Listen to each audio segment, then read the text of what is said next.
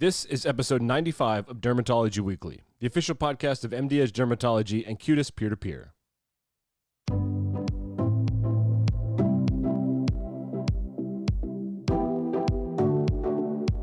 And welcome to episode 95 of Dermatology Weekly. It's time now for another best of episode from Dermatology Weekly. 2020 has been a crazy year. We'll be back with new content for you to consume in the first week of January of 2021. In this crazy year, we've had the fortune of covering a lot of really intense things, including a global pandemic, and I understand how redundant that term is, of course. So in this episode, we're going to take a look back at some of the content that we are most proud of, as well as some of the content that you've wanted the most, including new rosacea guidelines and inclusivity in medicine, including residency and the field of dermatology. So the way that this is going to work is we're just going to let the clips play. If you want to know where that interview originally appeared, you can find that by clicking the links in the show notes. We look forward to you joining us, hopefully, in 2021 with all new episodes of Dermatology Weekly. Okay, let's jump right into it.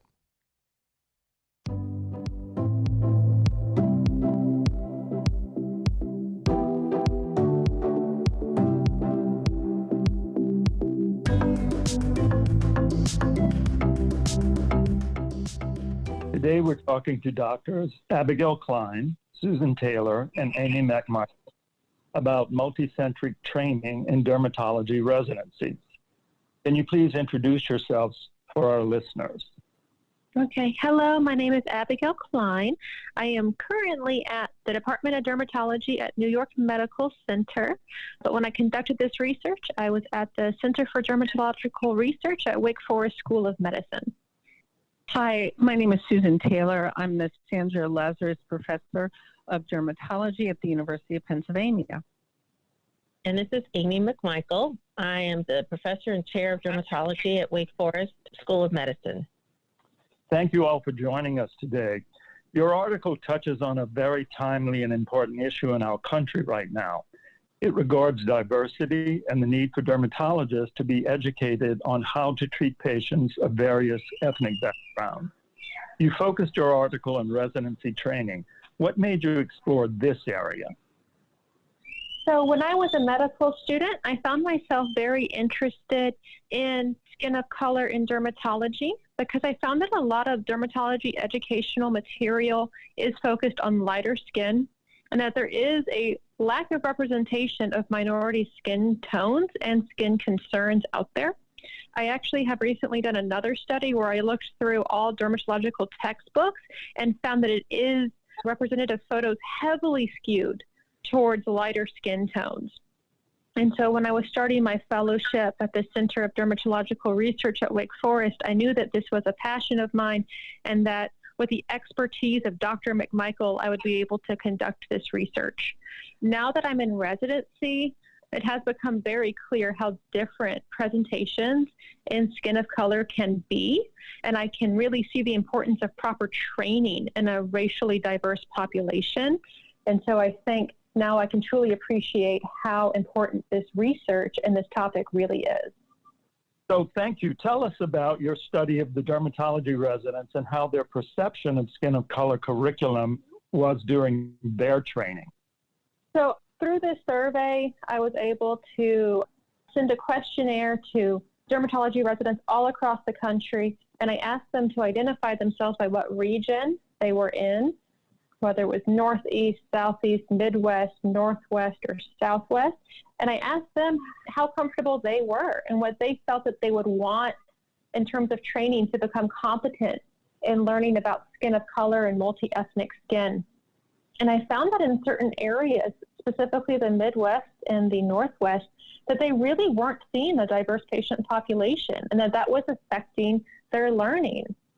People in the Northeast, Southeast, and Southwest tended to see more diverse patients, and so they didn't feel the need for continued lectures or skin of color clinics. But the respondents within the Midwest and the Northwest really wanted to see these patients and really wanted to see what these dermatoses look like in skin of color. And so I thought these were very surprising results because I feel that there are these patients probably in the Midwest and the Northwest who aren't being seen. One other surprising finding of this research was that residents put a lot of importance on lectures as well as dermatological textbooks for their learning. That was something that I found through one of the questions, that they really put a lot of importance on those. And so I think that really emphasizes the need for better representation within dermatological educational materials to show that there are diverse skin types, and that psoriasis in a Caucasian patient is not necessarily what it's going to look like in someone who has a darker skin tone. So, Dr. Taylor and McMichael, you guys have been in educating residents for a very long time. So what can you do to help educate dermatologists in what's been pointed out, less ethnic diverse regions of the country? Well, this is Dr. Taylor, and I think there are a couple of ways to ensure that trainees get adequate exposure to disorders that occur in people with skin of color. And one way to do that is for the home programs to allow their residents to travel and rotate to other programs where they can have firsthand experience diagnosing skin of color. Something as simple as being able to identify erythema in darker skin tones really requires viewing the skin multiple times, and there's some tricks that we can impart. So I think away rotations can be very helpful, as well as conferences where the lectures include photographs of skin of color patients. And as Dr. Klein just pointed out, there is a real need for textbooks to have diverse photographs. So I think those are just some of the strategies that can be used.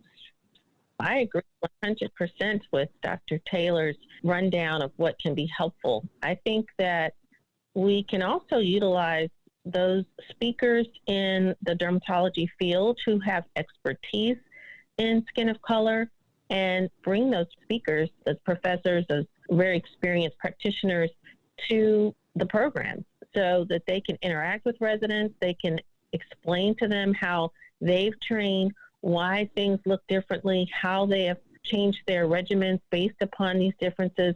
And I think those kinds of experiences, along with, longer rotations, such as a 2 to 4 week rotation, can be helpful. I think that also organizations like the Skin of Color Society, which has a scientific meeting each year, can be very helpful to residents if they spend time in the sessions where they can see posters, as well as hear people who are really content experts talking about how different diseases look in patients with skin of color and how those treatments might be changed based upon how you diagnose these patients.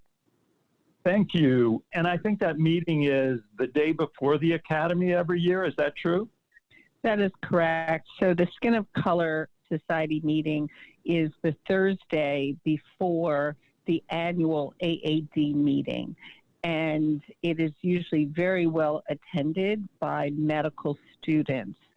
Another offering from the Skin of Color Society is a mentorship program where medical students can go to their website and apply for an opportunity to spend time with a mentor.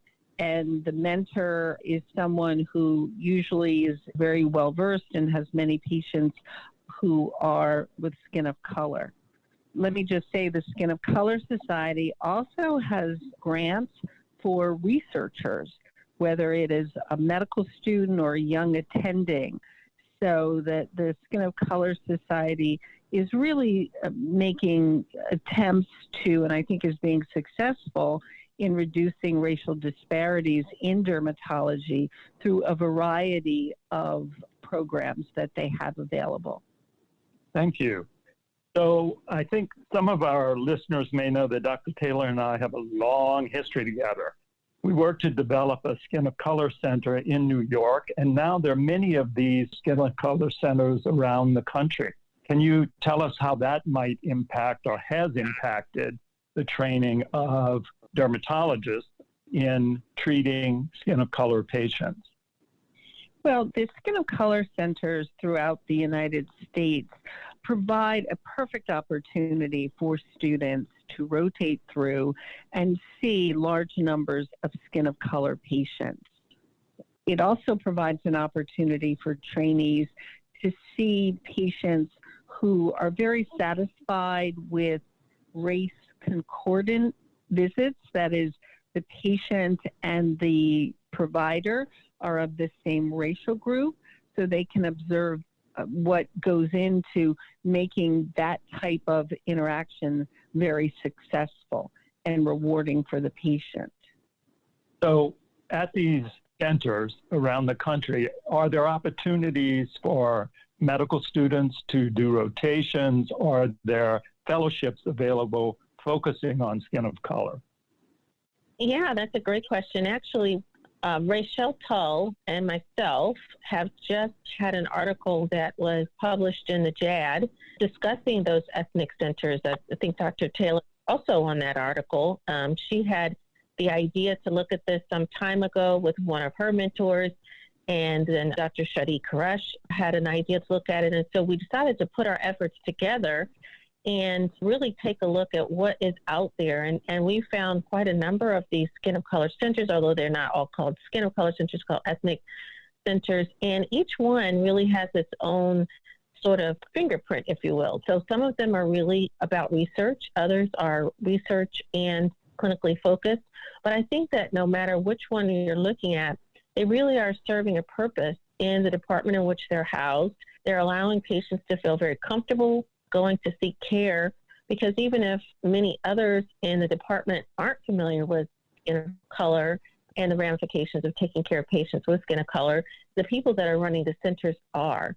So they're able to get, as Dr. Taylor said, race concordant visits, and from people who are really at the top of their game and understand what's out there in research and also understand what needs to be done clinically. So in many cases, there are mentorships available. There are opportunities to rotate. There are opportunities to even do research from afar if, we're in a time when students aren't able to travel. So I think there are a significant number of opportunities from just simply seeing these ethnic skin centers pop up really after the very first one in New York, founded by both yourself, Dr. DeLeo, and Dr. Taylor.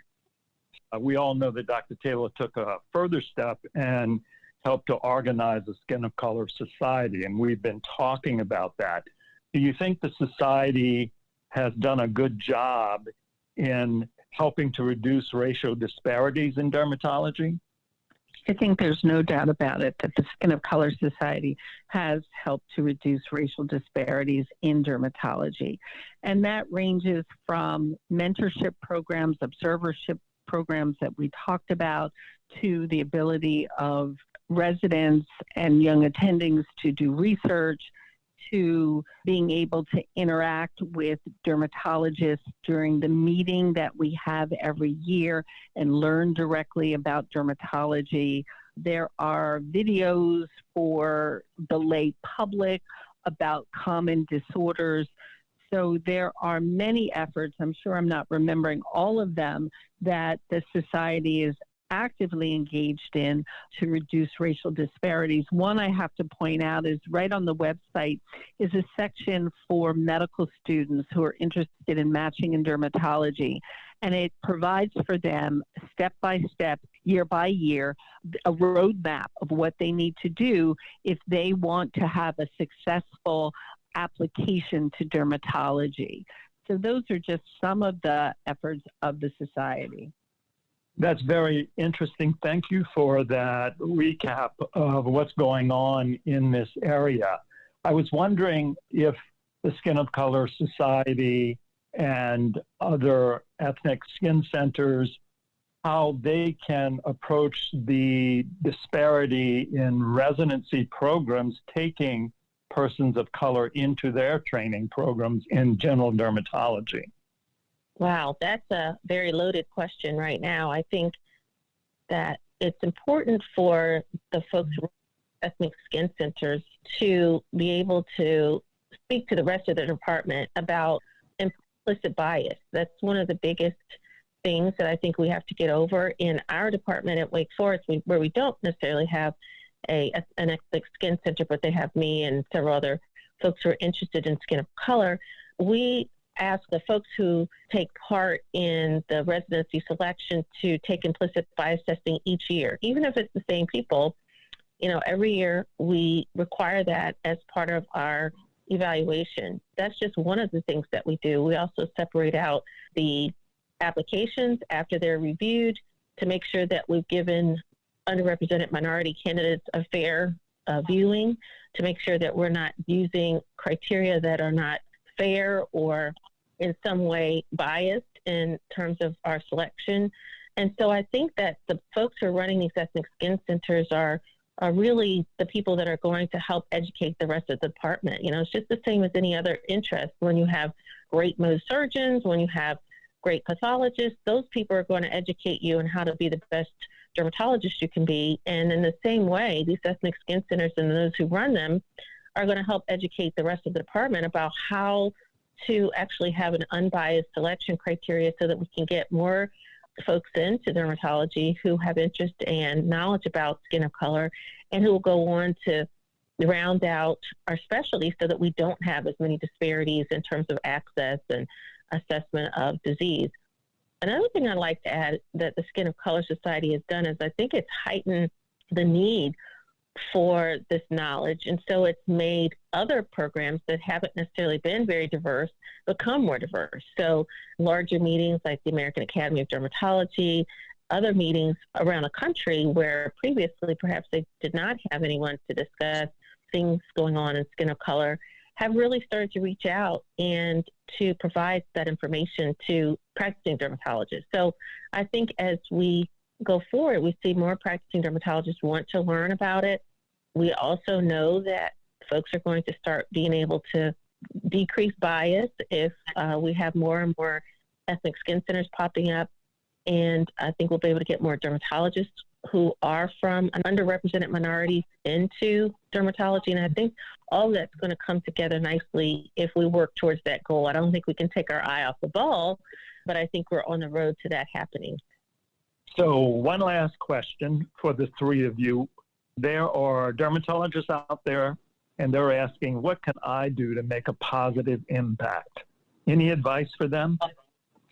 I think that there are a myriad of opportunities for the practicing dermatologist to make substantial improvements. So number one, many people complain about the pipeline, that there aren't as many diverse candidates and that we have to increase the pipeline. Well, how do you do that? Well, the way you do that is you can mentor a high school, college, or medical student. You can have them come and shadow you. You can help provide research opportunities to publish papers or case reports, expose and mentor these students. There are many bright students who don't have social capital. They've not been around a medical environment. They don't necessarily know how to interview and can learn so much from dermatologists. We're very fortunate in that dermatology is a very lucrative field. So it behooves us all to contribute.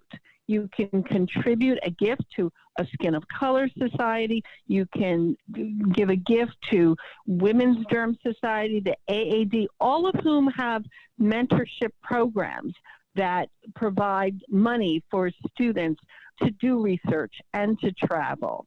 Those are just a couple of the opportunities that are available for dermatologists to really make a difference in this field. This is Amy McMichael again. I agree completely with Dr. Taylor's assessment. I would also add that the practicing dermatologists out there can look at guidelines for cultural competency. It's not something that we bring up often, but there is a nice paper that Dr. Amit Pandya was really spearheading, and I was one of the authors on that paper.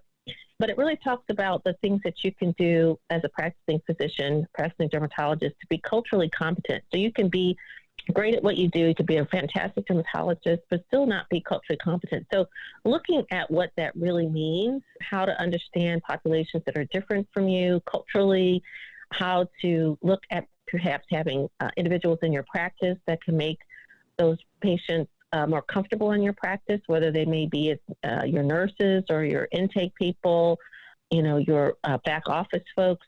just sort of looking around and seeing how you can diversify your own space so that when others come, they feel like you know what you're talking about. And I think that's really the goal overall. Okay, so this has been an incredible discussion about a very complex subject. I want to thank the three of you for joining us today and giving us of your time. And as the editor of Cutis, I'd like to say that we are really proud and happy to collaborate with the Skin of Color Society, and that I suggest our listeners look for their column in this issue as well as future issues. So thank you all again for joining us.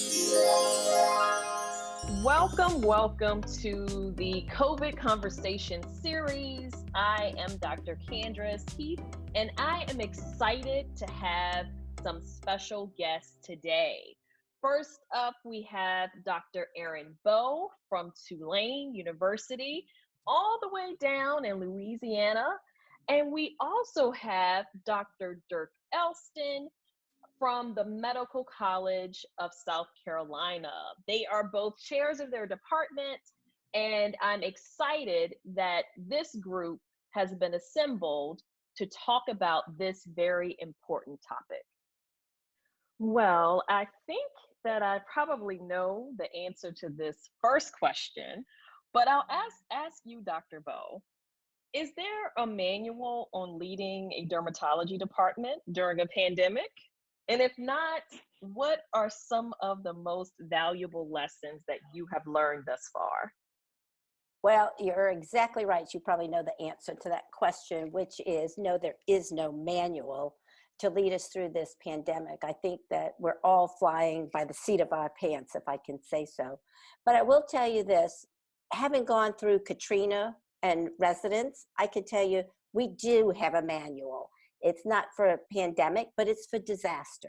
And so I think every department ought to construct their own disaster manual or a manual for emergency preparedness. And we have done that very extensively throughout our university. But I think it applies to private practices, to academic departments, schools, and the like.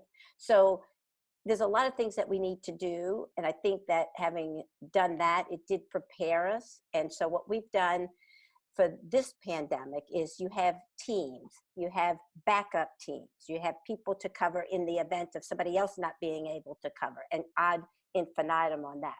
We designate responsibilities. And so I think coming up with a thing like that for your group is very important, because disasters happen all the time. This just happens to be a pandemic, a viral disaster, but we get hurricanes, we get tornadoes, we get people in your practice who have a terrible personal disaster, and you've got to be able to cover. And so I think getting something together that fits your needs is very, very important. Well, thank you so much for that perspective. That perspective from being, in the middle of Hurricane Katrina. I didn't even think about that. You're at Tulane, you were in the heart of everything. I would love to see a paper come out of your department saying, get ready, preparedness from an experienced dermatology department who's used to dealing with disaster. So what about you, Dr. Elston? I know you're in a different area of the country. What would you have to say that you've really learned during this time?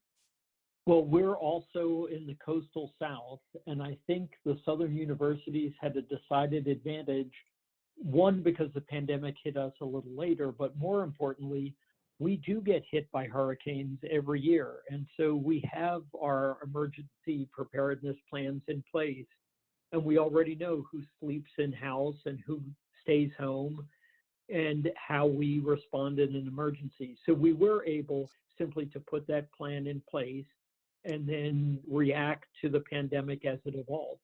Right now, unfortunately, we're experiencing a little surge in the South with more cases, fewer in the Northeast and more in the South. So we are modifying plans accordingly.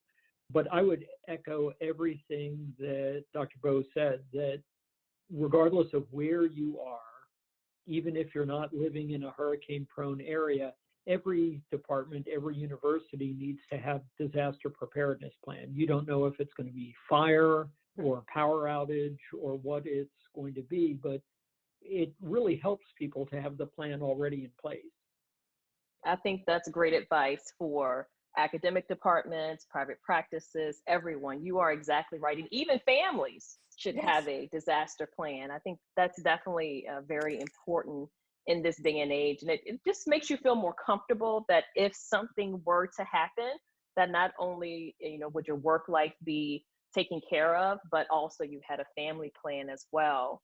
And another trend, a big trend that I noticed across the country is that lots of people are doing teledermatology. I've been a proponent of teledermatology for a long time, but it has really definitely exploded. So I'm curious to know, Dr. Bo, were you all doing any sort of teledermatology, telemedicine, anything before, and did that change? Did you do more of it? Did you start something new?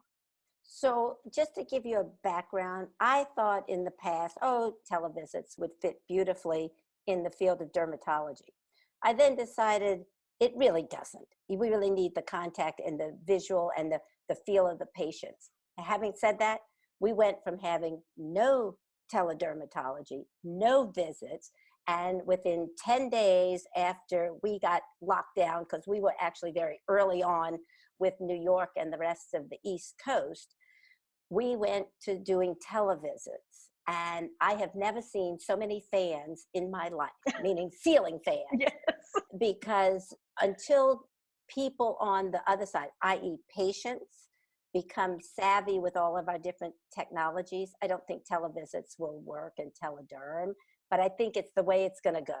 And so we taught our residents very early on. They came in and learned with us how to do telederm, and we started doing televisits, and we got up to speed very quickly and are doing televisits.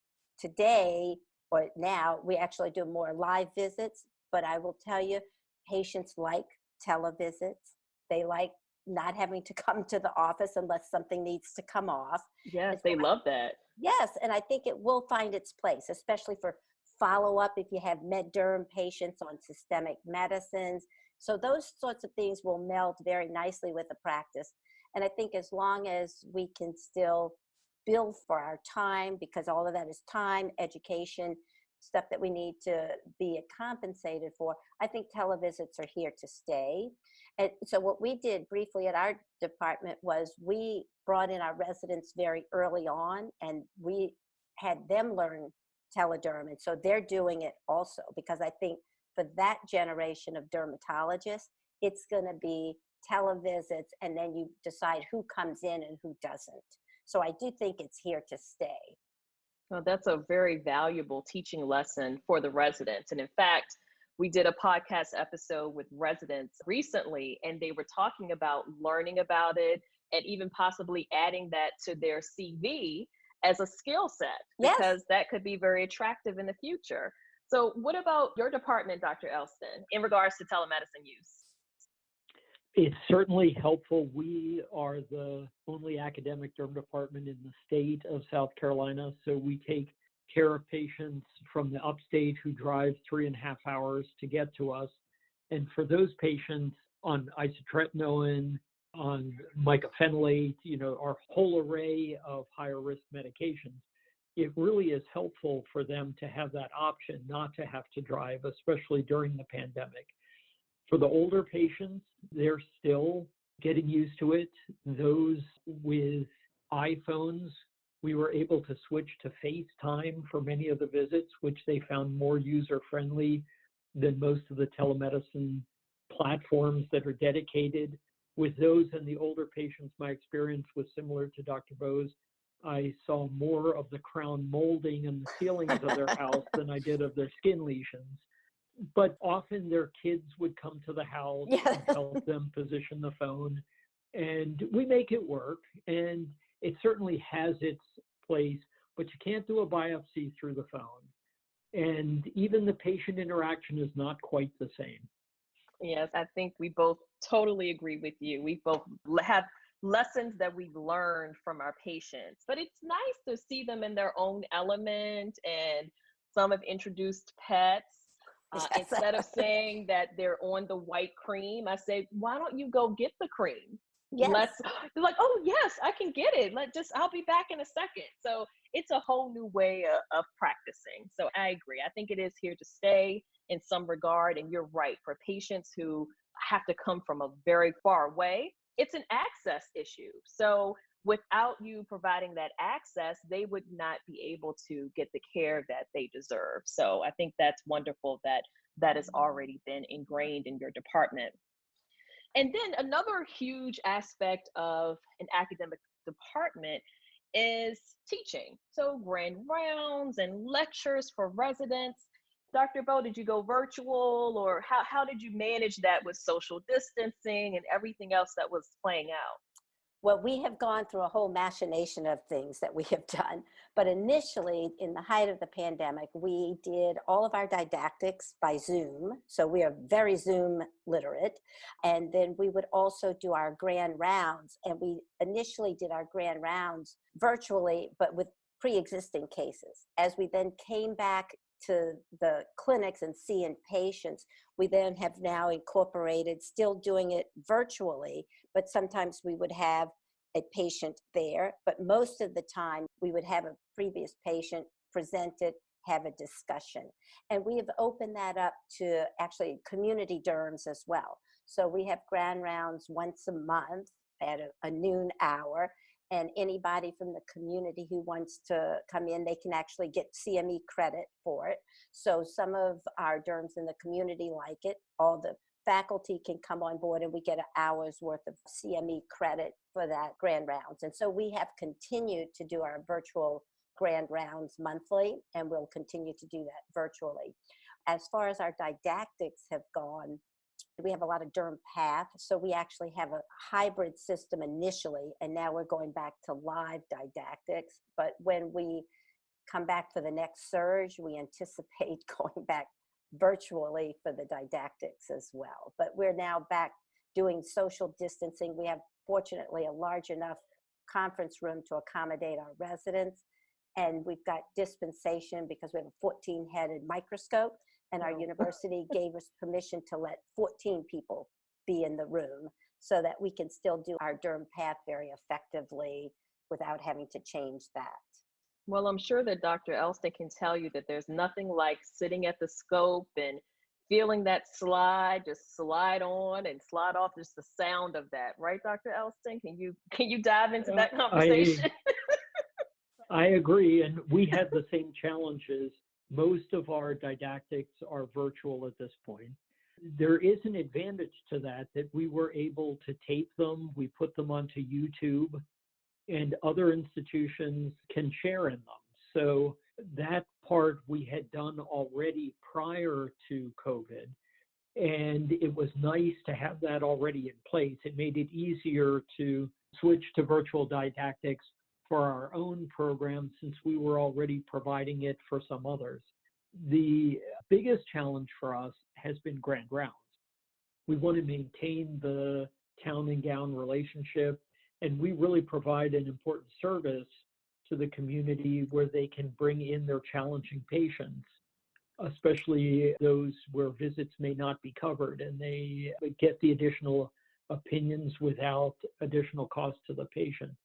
We are launching a virtual grand round at the end of the summer, and hopefully we'll have good participation. The people from the community, it's been a mixed reception. Some saying that, they'll be back when live grand rounds are back, and others saying they really appreciate the extra effort and they'll definitely participate in virtual grand rounds. You mentioned cost, and that kind of made me think about something else, Dr. Elston. Financially, just dealing with the other side, the other hat that you have to wear, being a chair of an academic department. Do you think that the pandemic will have any effect on the bottom line, on the financial status of the departments? The visits have tremendously gone down. Do you worry about that financial statement and just the solidity, the foundation that your department already has? How would you speak to that, Dr. Elston? Well, fortunately, we were very healthy going into the pandemic and had a very good and busy year that gave us as an institution, somewhat of a cushion, but no institution has a big cushion, and it eroded very rapidly early in the pandemic, especially during the time where governors had advised that all practices and all hospitals discontinue any non-emergent services. So that really did have a profound effect. We had to do things to maintain cash flow and allow our employees to pay their bills. The federal program that provided some subsidy for unemployment was helpful for those who were furloughed or laid off during that time. And we had some who asked to be laid off because of childcare issues. They had no other alternative. They needed not to work so that they could fulfill their other family responsibilities. For those who wanted to continue to work, we wanted to, keep them busy as much as possible. So we redeployed them into the telemed sphere for all of the various chores that needed to be done, getting patients registered, follow-up appointments after the visit. We deferred contributions to the pension plan. Those have now been paid now that visits have recovered. But that was a way, without hurting employees, simply to kick the can down the road 3 months by deferring those contributions to pension plan, which are a huge chunk of any organization's cash requirement is funding those pension plans. Merely deferring that kept the cash flow positive during the time where things were really shut down, allowed us to recover, and now that things are recovered, no one's harmed, we can still make those contributions. So fortunately, we had some good advice on financial management that helped us navigate through it, because they're human beings on the other end and they've got to pay their bills, and we have a responsibility for each one. Well, thank you for sharing those. Some of those things I've never even heard that departments were thinking about or doing, and maybe I'm just not privy to that information, but I definitely learned something new. And what about you, Dr. Bo? I know that it was hard, probably looking at the finances or thinking about the finances, but do you think that the academic departments will stay afloat? Do you have any advice to other departments? We too were very, very fortunate. I mean, we took a big hit, but all of us kept our job. All faculty, staff, everybody at the university stayed fully employed, and they're still fully employed to this day. And I think in part it was because we have always spread out our monies over a lot of buckets. So we have a lot of buckets coming in. As to universities, I think at least our institution is doing quite well, because we've actually jumped headlong and feet first into COVID research. And we are getting a lot of money from that. So if there are universities and people are listening to this, you think about that, because there's a lot of money that's dedicated through not only infectious disease, but clinical and all. And so our research dollars have increased double percent-wise because of that. We have had to tighten our budgets, tighten our belts, absolutely. We did creative things like make people take vacations when they couldn't work anyway, so that you didn't have to use up time when we came back to work and had people needing to take off their vacation. We actually have funds and raised monies to supply babysitters for residents and students who had to be in the hospitals, in the clinics, and working. So we had a resident babysitting fund. We had a Go Fund Them for Dinner fund, so that we helped support the city's restaurants who couldn't open. So we paid them to feed our residents, and faculty, students, residents who weren't on the front lines actually went and delivered food to those who were. So we kind of capitalized on everybody doing something and working with everybody else. Some of our residents went, because we didn't expect to have so many people out initially getting positive COVID or having to quarantine. So some of our residents got pulled to the front line. So they went to the floors and worked in the hospital, admitting patients and doing the like.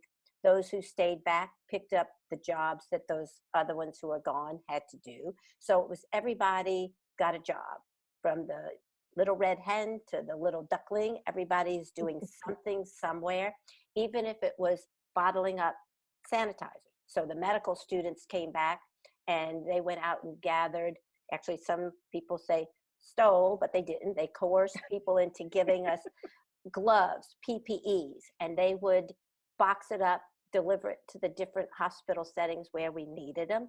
We took breweries and beer companies, started making hand sanitizers, and they donated them, and we brought them to all the different buildings, to everybody that needs them. And so it's been everybody does something.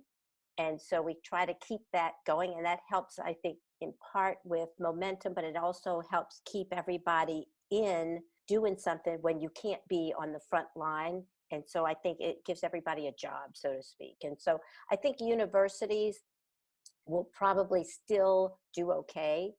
It's just, this is a big hit, just like with the private practitioner. You take a big hit when you're not working. If you're not working, money's not coming in, but you still have responsibilities financially. So I think we're all learning how to shift and steal from Peter to pay Paul. And it's a learning process. And I think we all have to figure out what works best for each institution or each group.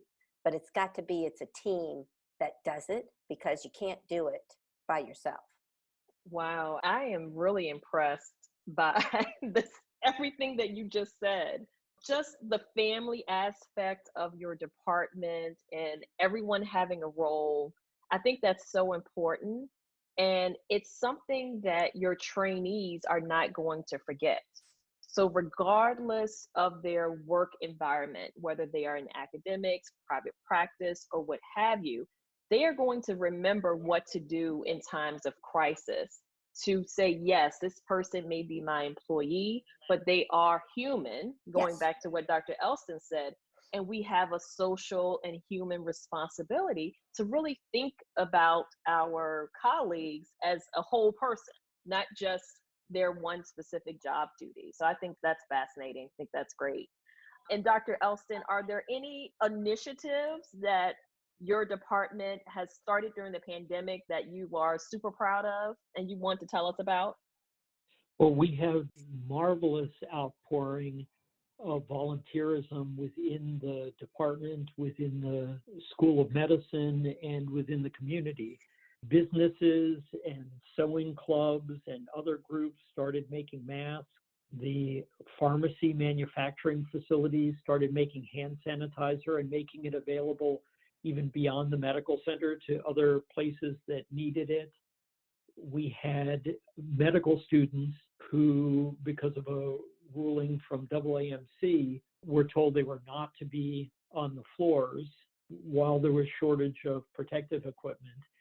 They volunteered and did some marvelous things. They, number one, in the early hours already, they heard that people had childcare issues, and they volunteered just to help out with any employee who needed help with childcare so that they could go to work. They also got together with our artificial intelligence folks, and using AI, they ferreted out throughout our state who were the individuals at highest risk for COVID and how to reach out to those individuals and counsel them about personal protection. And it really was marvelous to see the creative ideas and the hours that people were willing to put in as volunteers just to help the community as a whole.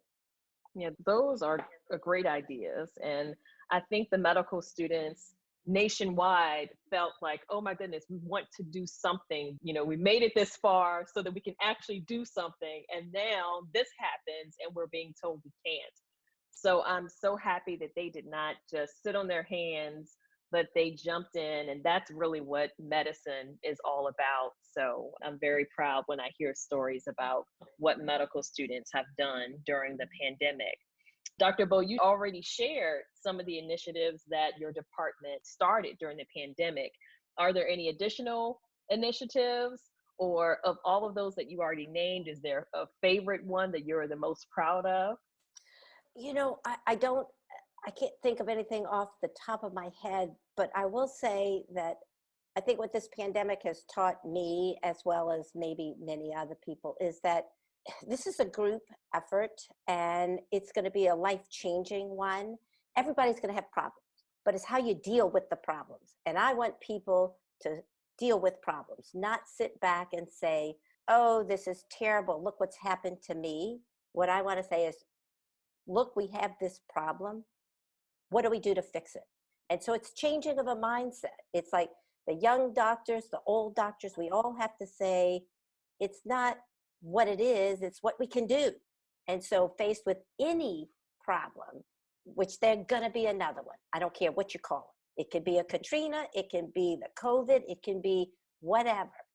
Our true meaning in life is to how we deal with problems. It's the people that matter.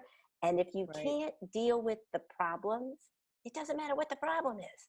It's just, that's irrelevant. It's how you handle that problem. And we're humans. And if we don't face humanity, we're in a bad way. And it's a little philosophy, but I think it goes to the heart of, it's not about me. I think the days of me should be done. And it's about us. And how do we help each other, whether it's your fellow resident, your faculty, a patient you're dealing with. It's how do we deal with that and not about us. And I really think our whole society needs to look at the us for a change and not the me. I think that's great advice. And you're right, it can be applied to many different situations. And during this COVID transition, as I've been thinking about it, and I'll let Dr. Elston start, with all of these things and changes in the department, I know that there are standard operating procedures for how this is done and how that is done. And there have been some changes due to COVID. But was there something that was sort of eye-opening to say, wow, maybe we should have been doing this pre-COVID, or wow, that's a great idea that we've had during the pandemic. Let's definitely keep that, even if our world goes back to being close to normal again. Does anything come to mind, Dr. Elston? I'd say, the two things we already alluded to, telemedicine and how that integrates. That's probably the single biggest sea change that will happen as a result of COVID. But the other was team bonding and cross-training.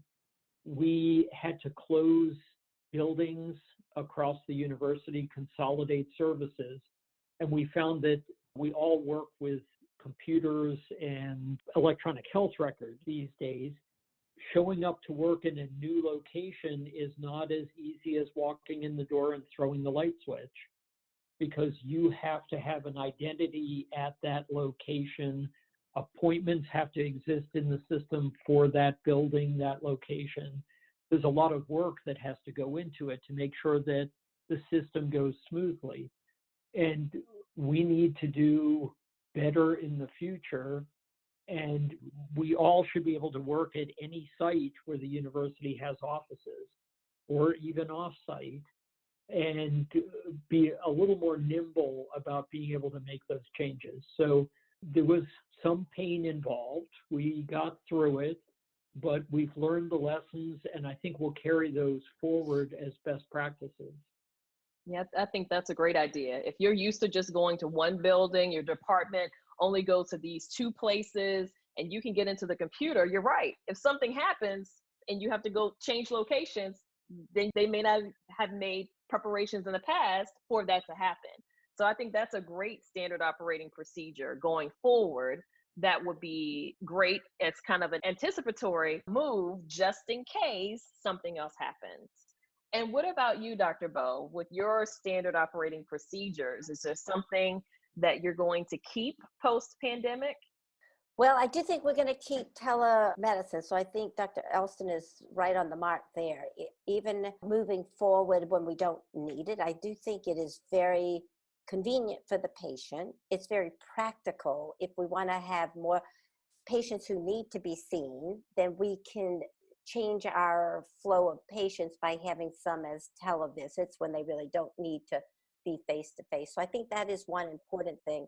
I do think that from the academic standpoint, that we've always incorporated residents into our clinical or faculty practice. And I think during this pandemic, they've really become more integrated into that. And we have done more where we've changed how we assign resident rotations. And it used to be they were very kind of autonomous and not really dealing with faculty.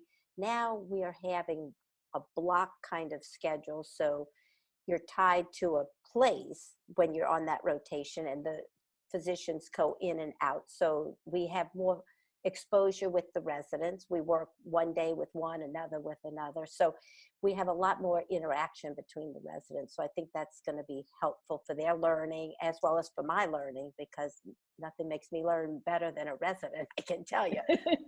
So you know, we have kind of been able to adjust our practice, and the patients love it. So patients have a lot of interaction with the young doctors, and I think that's good because it introduces a different level of care. And you do again have that team approach, because I've got the residents taking care of this patient while I'm doing something else, and then I can go back in to the patient. So I think telemedicine is going to be very important for us, but also the interactions with the residents and bringing our residents more to the front with the faculty clinics and working. And we had done that post-Katrina. And I tell you, patients love it. They feel like they're training these new doctors, and nothing makes them feel better than to think that they're contributing to their education. And so now I rely heavily on patients. I'll say, well, what do you think of this guy? What do you think of this one? And they'll say, oh, she's a keeper. So it's good, you know, to get input from patients as to their development. So I think it's the telemedicine's team approach and getting everybody on board that's going to stay with us. Oh, I think those are great things to continue.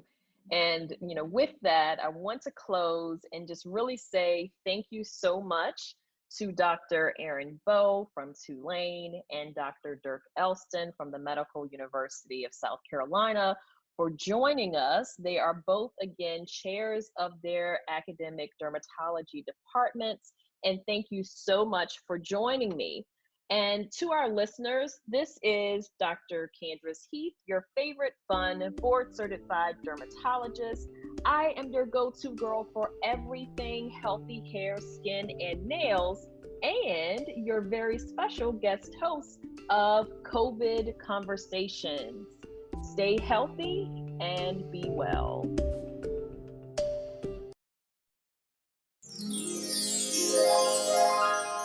Today we're talking to Dr. Sherry Lipner about the impact of COVID-19 on the dermatology residency application process.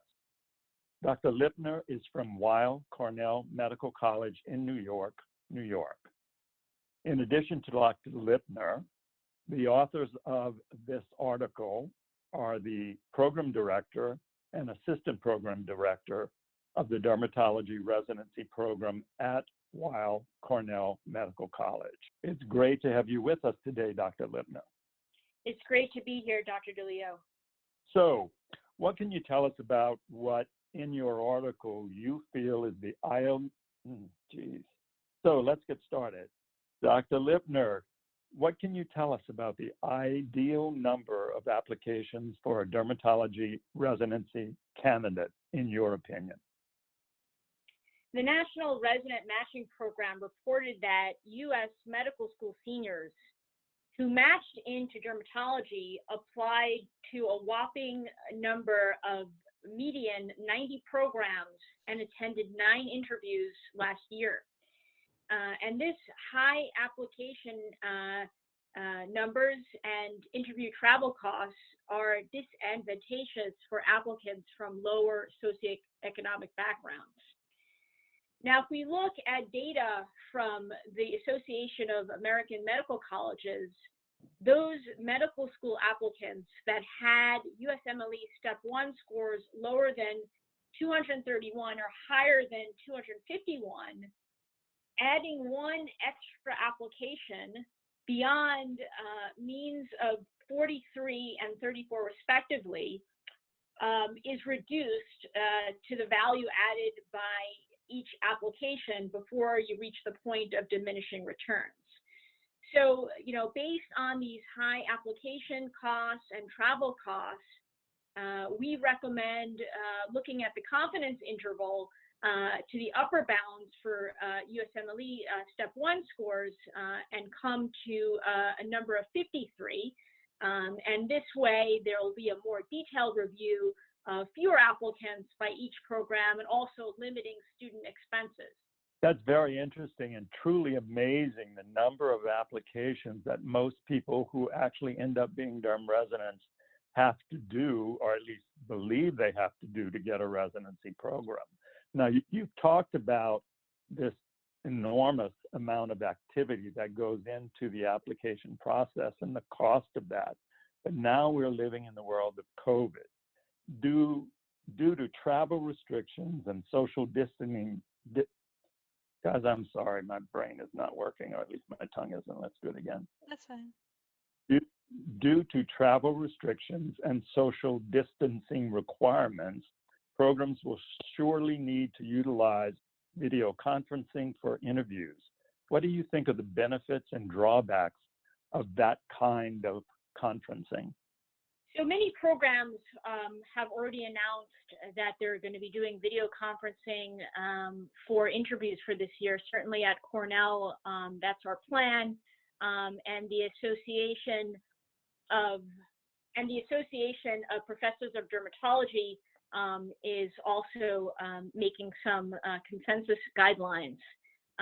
There are a number of benefits to video conferencing for interviews. Number one, we can minimize these travel-associated health risks. We can diminish the financial costs. And keep in mind that many of these medical students have missed live educational activities due to health concerns, and therefore, since they won't have to travel, they'll have more opportunities to maybe get back to those required courses and also electives. It also evens the playing field for students from lower socioeconomic classes in terms of not traveling. And if we think about the faculty who are taking time off from seeing patients and doing their research, video conferencing makes it a flexible schedule so that those activities would not have to be canceled. Of course, there are a number of drawbacks to the video conferencing, so we'll miss that personal element that comes from the in-person interview. It's harder to interact with a number of faculty, current residents, staff on the day of the interview, and the departmental tour, of course, can be virtual, but it's not the same as actually, touring the facility physically. We also have to think about technical difficulties that could occur, which could really diminish that interview experience. There's also the possibility of distractions, and really making the interview process standardized will be challenging. So this is a whole new world for the applicants this season. How can those individuals prepare for this new way of interviewing? That's a great question. A lot of the preparation is going to be the same for the virtual interview as the in-person interview.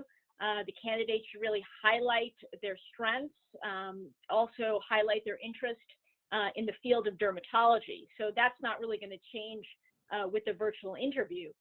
I think candidates should still dress professionally, even though it's a virtual interview, be well groomed for the interview.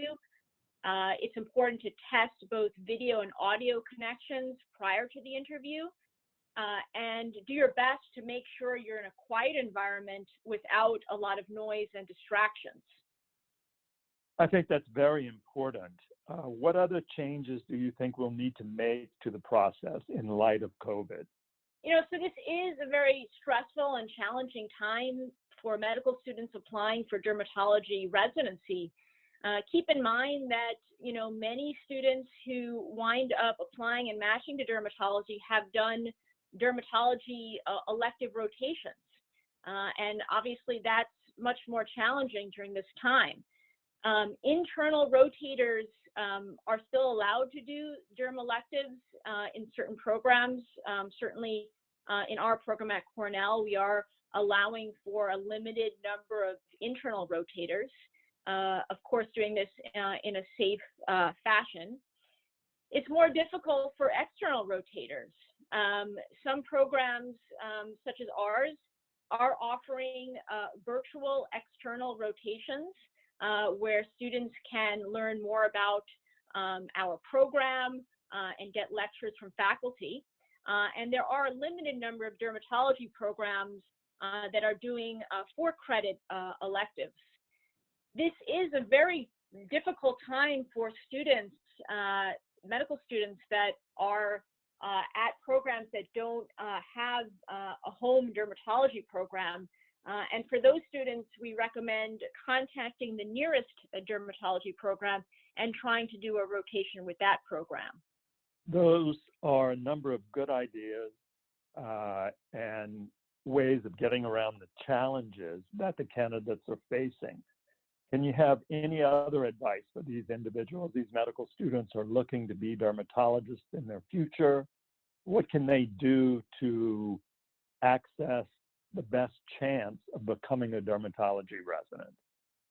Of course, putting a lot of work into the application is going to be important, maybe even more important at this time. Really highlighting the interest in dermatology, highlighting your prior research. It's difficult now to even do these internal and external rotations. So it's probably worth, reaching out to all the programs that you're interested and trying at least to do a virtual elective. I think these opportunities are sparse and hard to come by. And of course, getting a letter of recommendation also becomes hard in light of the fact that there's very few opportunities to rotate. So one last thing, Dr. Lipner, both you and I are educators in derm residency training programs. What, as educators in these programs, can we do you think? I think it's important to try to level the playing field in this difficult time. So while it may be possible to do live interviews in a safe fashion with people from our home institutions, it really wouldn't be fair to do that in light of the fact that many of these candidates are going to have to do the interviews virtually. So what we're doing at Cornell is, whether you're internal or external, we are having everyone do a virtual interview so that as best as we can make things fair and equitable. I congratulate you. I think that's a marvelous idea of leveling the playing field, especially for those individuals who don't have access to derm in their medical schools. And so we thank you for joining us today and taking the time to discuss a very important issue. Is there anything else you'd like to add? I just want to acknowledge that this is a very challenging time for candidates applying for dermatology residency. I mean, this is something certainly that I have not encountered. The academic faculty are very understanding of these challenges and are working collaboratively to make the application process as easy and as equitable as we can. Great. Thanks again, Sherry, for joining us today. And I recommend that all of our listeners go to the article and read it in greater detail. Thanks again. Thanks for having me.